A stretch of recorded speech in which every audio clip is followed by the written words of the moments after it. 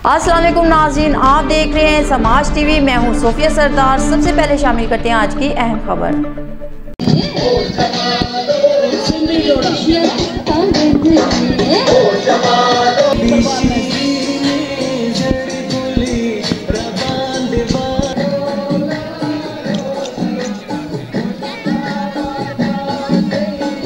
गल पुलन वाली ना ना ना ना ना गल सुतन वाली ना बेलिया ना। टोबा टेक सिंह कमिश्नर फैसलाबाद सिल्वर सईद और डिप्टी कमिश्नर अदनान अरशाद ने स्पोर्ट्स स्टेडियम में जश्न बहारान 2023 की तकरीबात का आगाज़ किया।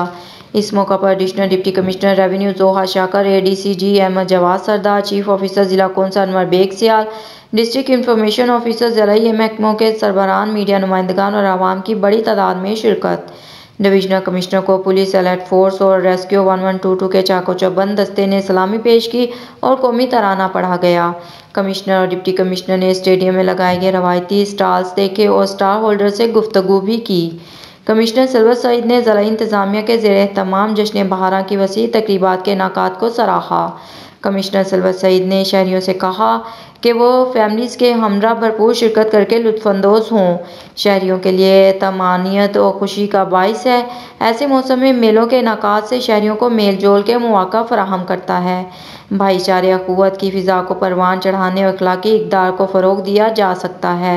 यही वजह है कि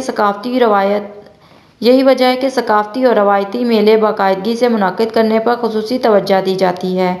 जश्न बहारां को भरपूर अंदाज में मनाया जाएगा। शहरियों की तफरीह के लिए रंगारंग प्रोग्राम्स तरतीब किए गए हैं। Deputy commissioner Toba Tek Singh Jashn Baharan festival के मौका पर कमिश्नर सिल्वर सईद की शिरकत से ख़ुसूसी गुफ्तगू। खबरों का सिलसिला जारी रहेगा। मिलते हैं एक छोटी सी ब्रेक के बाद।